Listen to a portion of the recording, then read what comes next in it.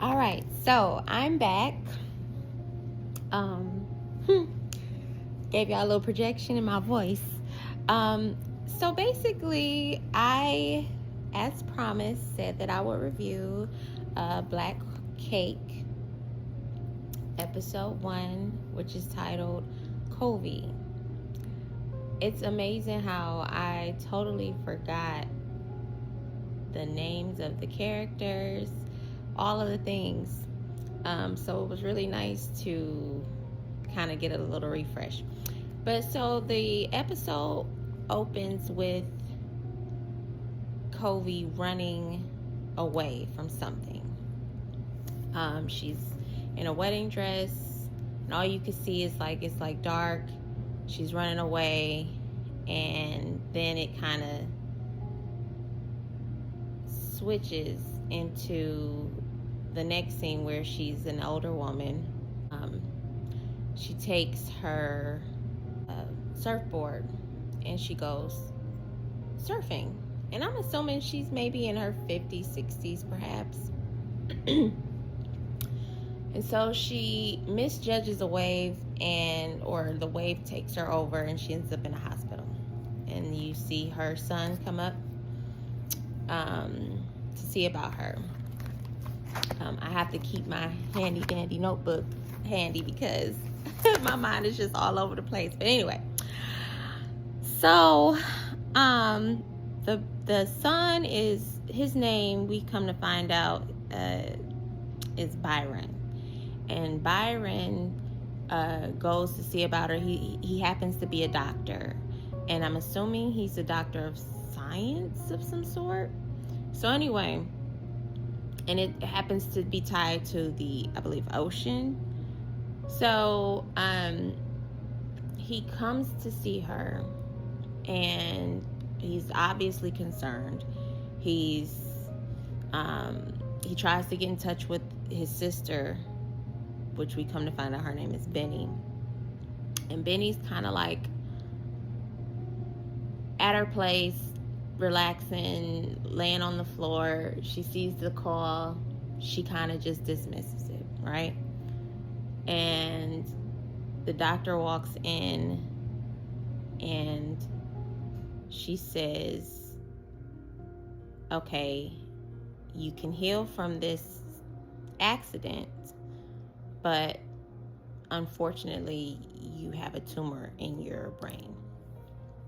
And so it made me emotional rewatching, because, and even initially, I believe, because when you learn that your parent is ill, it just, I don't know how to express the feelings that happen when you get that type of news. I remember when my mom called me and told me that she had breast cancer. I don't even know how to put into words how that made me feel. So it made me emotional in that moment. They have like a little banter. You could tell that they're close, you know.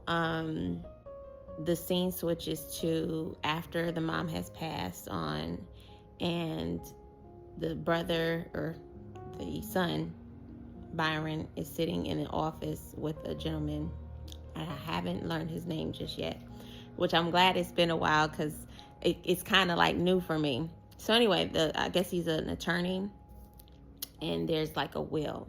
And so the sister comes like dashing in, hey, I'm sorry I'm late, da da da. And so the brother's kind of like over it. So anyway, the gentleman gives them a note, and she calls them both B&B, which is so sweet, for Benny and Byron, or Byron and Benny. Anyway, and it said that she had some instructions for them to do, and at the end of it, she she left them a recipe. That's what the note had, the recipe for black cake. And when the time was right, when everything was done, that they would share some black cake. And so then it opens up her story. Because, well, let me stop. The siblings didn't want no parts of it. They're like, okay, can I just do it on my own time, listen to these recordings? Because that's part of the instructions. Can I listen to these recorded on my own time? And the attorney's like, no, that's not what your mom wanted.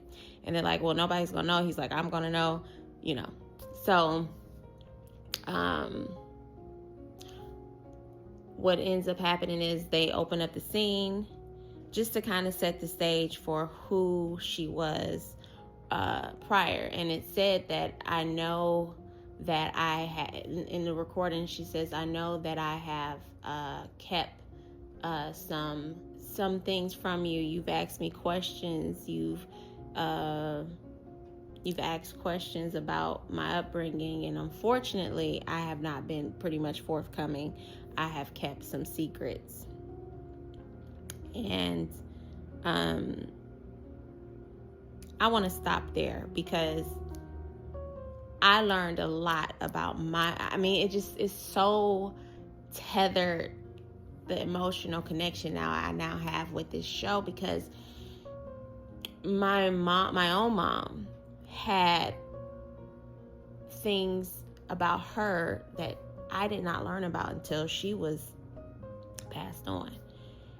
And also, I learned a lot about things right up until her passing. She started to share just a lot. And it wasn't like she was trying to get it all out her system. It just seems like, I don't know how to explain it. She just started sharing things. But anyway, so the open scene is, she said that she's carried these secrets with her.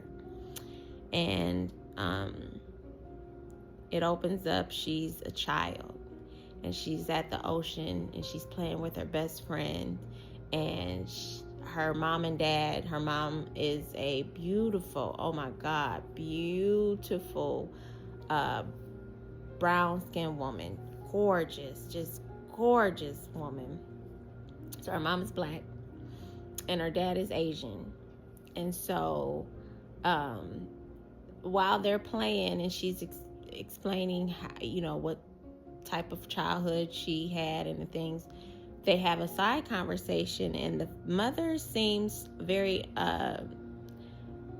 like she wants the dad to stop doing things like gambling. He used to gamble on like chicken fights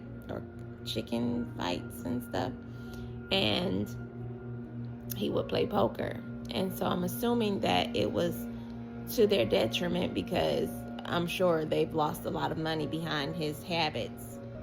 And he kind of like brushed her off, and you can just see it in her face that she's like, okay, I'm not going to start a big argument, but this is not what I'm into. So they switched to, now she's maybe 17, close to her 18th birthday, and she's in her swimming competition, and she wins, and the father is proud, and he's beaming about her win. That's my daughter, and all the things. And so, excuse me. And so we now meet Bunny, who was the little girl who she was playing with in the first scene. They're both the same age, teenagers competing, and they both have dreams of competing, taking their skills to the next level, perhaps at some point. I don't know if their ambitions was to go to the Olympics. I'm not sure, but it was like the time seemed to be about the 50s, the 50s. And so maybe even, I don't know, like 50s, 60s era. And so they're in the West Indies, mind you, sorry. Um, so when they have a moment alone, not a moment alone, but she goes and talks to her friend. His name is Gibbs, and we come to find out that that's her boyfriend. And the father can kind of see she's, flirty with him, and he noticed her gestures and everything. So he walks up to introduce himself, and it gets kind of awkward. He really is not feeling him. And I noticed in the scene with the mom and the scene with the dad in the future, they don't care for patois. I don't know if that's a thing, like if that's improper. I don't know. I'm not very well versed in that dynamic. But back then, maybe, they didn't they wanted you to speak more formally, I suppose. And also, the mother had left. She left when she was 11 years old. So at this first scene of her being maybe 6, 7 years old to now she's 17 years old, the mom has taken her stuff, grabbed her keys, her purse, and she went on and headed out. Okay. So anyway, she gets out. Okay, so she leaves. She's speaking with Gibbs and her dad makes everything kind of weird, and so he pulls her aside, and he's pretty much disapproving of Gibbs. And so Gibbs and her have a conversation after the dad walks away, and he's like, I didn't really want to meet your father like that. I would have preferred for it to be more proper, And so she's like, oh, I apologize for my dad, da da da. So then Bunny, which is the best friend's name, she pretty much says you could tell that she's a little envious of their budding relationship, and sometimes that happens. Like, I remember my mother, sorry to make it back about me again, but I just relate to it so much. When I had my first little boyfriend, my mom and him had birthdays that were a day apart. One particular time I bought something for his birthday, and it was the day before her birthday. So she felt when I went to school with his gifts that I forgot about her somehow.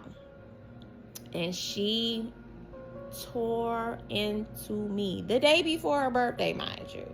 Now, I had her things, but because she didn't see it, or I don't know, she saw his stuff and she could see the connections, starting, she kind of felt away, and not in like I'm jealous, I want you all to myself, but she just felt slighted, you know what I'm saying? She felt like, oh, she's giving effort to this kid and not me anymore. I'm gonna have to learn how to share those type of, she's connecting with someone. And I've also, with my teenager, I noticed things about my daughter. She's really not a phone person, never has been her entire life. And now that she's a teenage girl and she has friends, she'll sit up on the phone with them all day.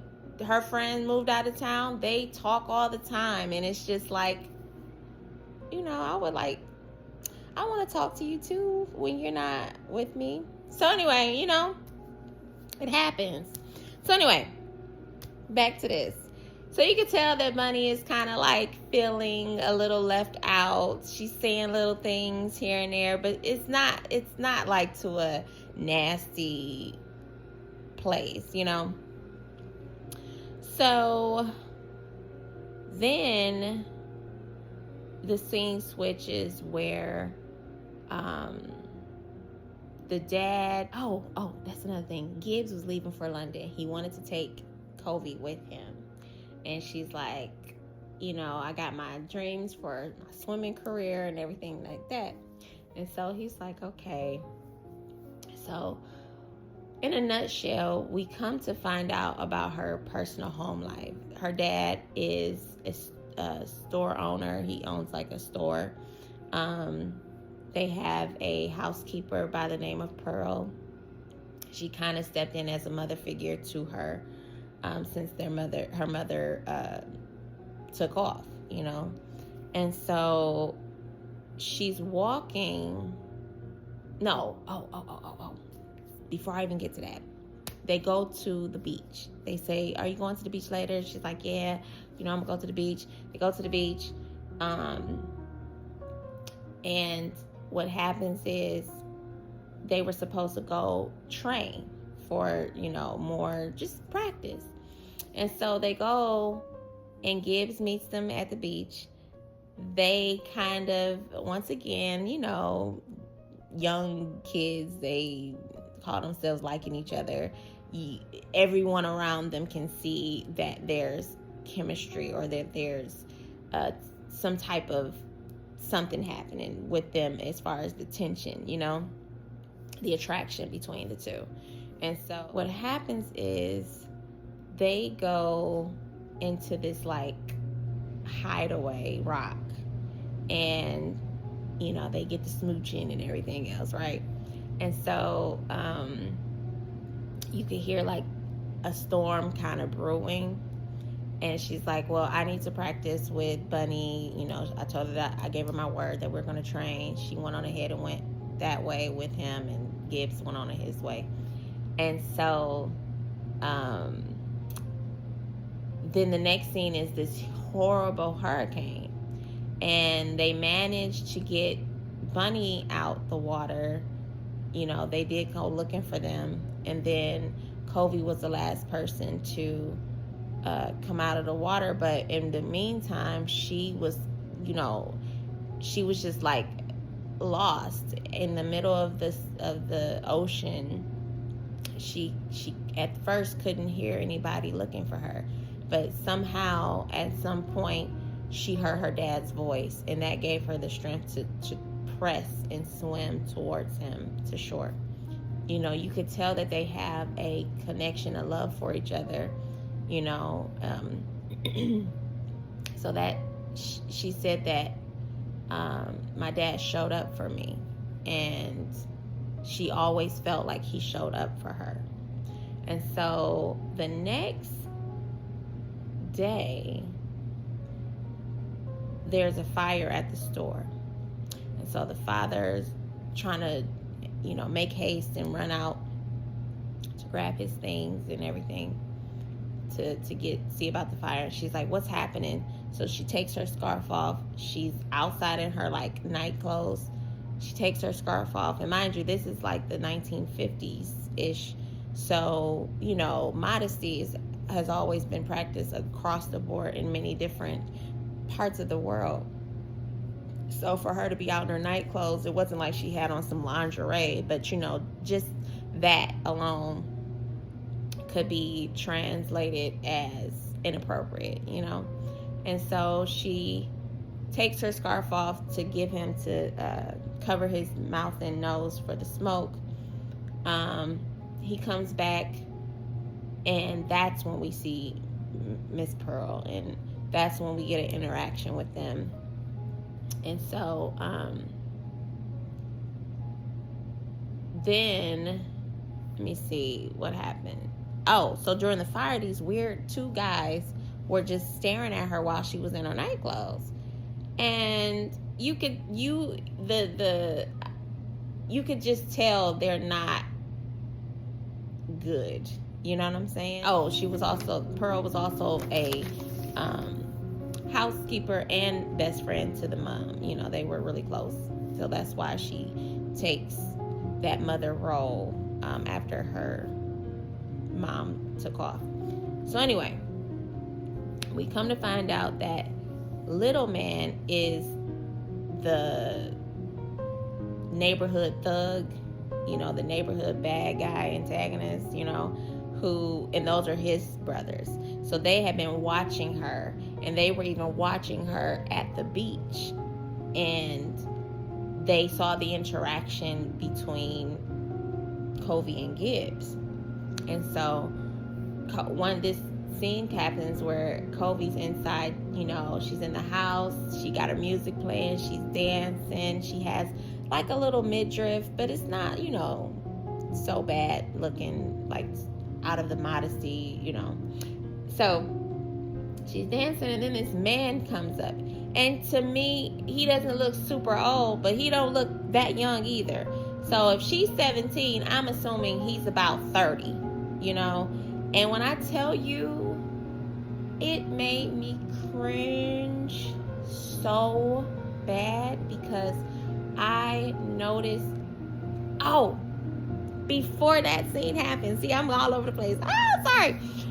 So before that, it's like this scene is like the dad of Bunny and the dad of Kobe were having a conversation, and the dad of Bunny says, your daughter needs a mother figure.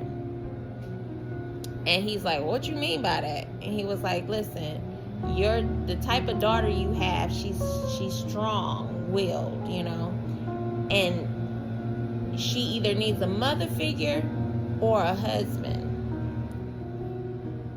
Instantly I got irritated, because it just goes to how women were, women who are strong or perceived to be, level-headed or have their own mind, they're problematic. You know what I'm saying? And but you want your boys, most society wants your boys to be like that. They want your boys to be strong-willed and make their own decisions, but then the girls have to be demure and mild and meek, and not stir up too much, not kick up too much dust. You have to be a lady.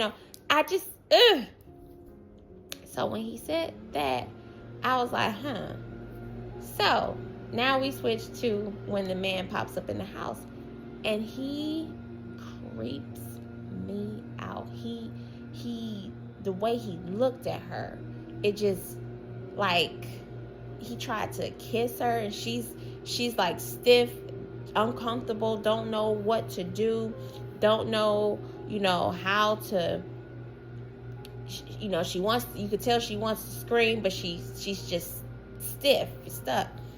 And when he finally leaves, because he tells her, you need to mind your manners, and like he's, just the way he talks to her, just, anyway. So he leaves the house, and the father comes home. She runs upstairs, and just, like she's been violated. You know what I'm saying? Like, your privacy's been violated. She runs. Once her dad, she stays in her room the whole time, locks her door. Once her dad comes home, she says, hey, little man was here. I don't know what he was doing here. I wanted to call the police, but you said that he's dangerous, this, that, and the third. And the father says, yeah, by the way, I gave your hand in marriage. And I'm like, so Bunny's father is the reason for this. You know what I'm saying? I didn't realize the first time around that was the exchange.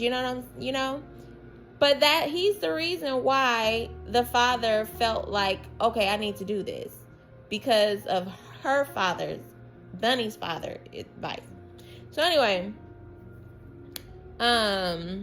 it just men selling their daughters off as like bargaining chips because you're in all this debt and you're gambling and you not making wise decisions. And so the fire was set, in which I think was set on purpose. But the fire happens. He inherits all of the things, and he's threatening to take the home. And you take your daughter and you say, here, marry her as a payment. Oh my God. And the thing about it is, this has been happening for generations and generations, which is what makes me so mad, So anyway, she plays along until she just can't. Once she had her moment of, like, not a breaking point, but she just told she told Pearl, like, I'm not pleased with this decision. I don't like this.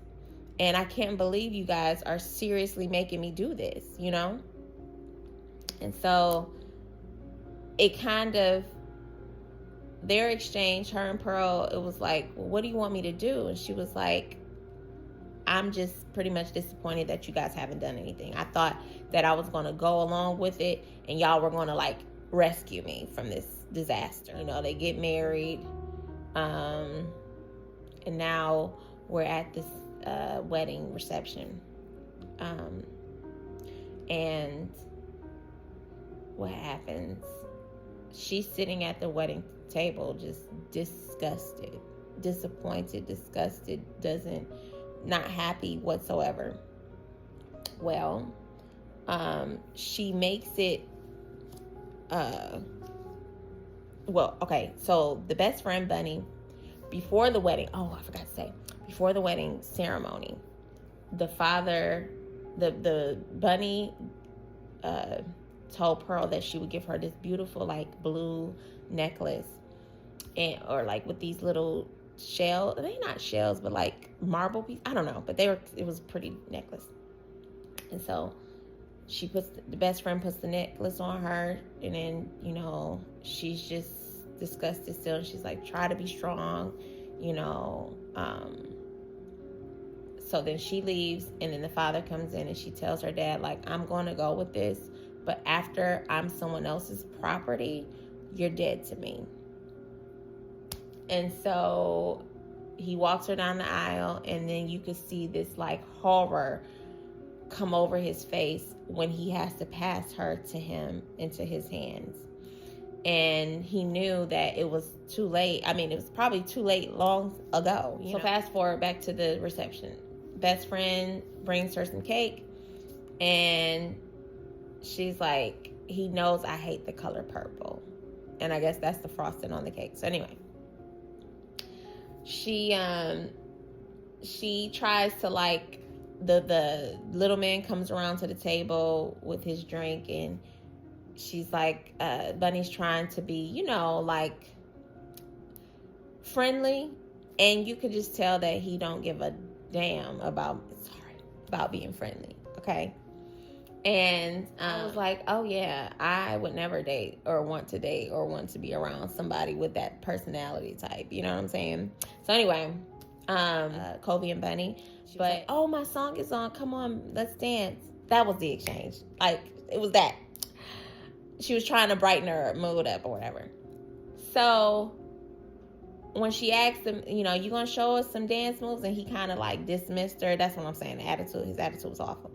And then like a quick scene, you could see the father and Pearl kind of having like a back and forth. This is all kind of simultaneously happening. And in the meantime, the husband, little man, starts to cough and hold his throat, and, you know, and then he starts foaming at the mouth, and then he collapses, and then, you know, it's this big thing. Everybody looks kind of shook or surprised to see him in this way. And before this happened, before he started choking, Bunny had accidentally dropped the cake on that's the exchange. Look, I'm like, that's the exchange. No, that's the exchange. Okay, so she had accidentally knocked the cake over onto her lap, and so that's when the some lady was like, you stupid girl, you know, I can't believe you messed up her outfit. And then the guy, little man, was like, somebody come clean my wife up, you know. And that's when he started, you know, all the stuff. And so he foams at the mouth, and he's dying, obviously. Everybody's circling, surrounding him, and she's standing there like, okay. And she just gets the bright idea, I'm going to run. And she runs. And she runs for her life. And that first scene is this scene where she's running away from the reception. And she, you know, gets out of her dress, and she's in, you know, you can tell she has like her slip and stuff on. And she swims to her hiding place. And I don't know if she just out of out of fear because something happened with him and she felt like she was going to be blamed for it. I don't know. But in hindsight, I'm like, you probably wouldn't be blamed for it because you didn't have any interaction with him pretty much the whole time. But when you're in the moment, I'm sure that you don't know. Shoot, you just, that man is a dangerous man. His family's dangerous. So you just took off. So everybody's searching for her. The police, they're searching for her. No one finds her. They're calling off the search. They're telling the father. The father's like, she's out there all alone. Can y'all keep looking? They're like, no. And now she's a suspect for murder because now we find out that this man died. And so then when the police go away, the brothers get a hold of him and they beat him up. And they're like, she better be dead because if we find her, we gonna handle her, pretty much. So they blame the daughter. In some way, blame him too for the death of little man. And on another scene, Bunny and Pearl are walking together. And she's like, pretty much thinking that because she knows her best friend, she believes that she's at the hiding place. And so once Pearl and her converse, the scene switches to Covey getting back to shore. It's late in the night and Bunny gets a hold of her, like almost like great timing. And so she has this bag. It has money, it has food, it has clothes, it has whatever else, that she would need. She's like, there's a ship leaving tonight. You get on that ship and you don't look back. You use your mother's surname, Brown, and I don't remember what her last name was on the show to begin with, but she tells her, you use your mom's last name and you haul, out of here, okay? And so she gets on the ship and she's like, it's such a powerful moment because she's like, you got to forget about all of us, pretty much. You can't look back because your life is in danger, girl. You in danger, girl. And so she gets on the ship. She gets to, it's headed to London. She gets to London.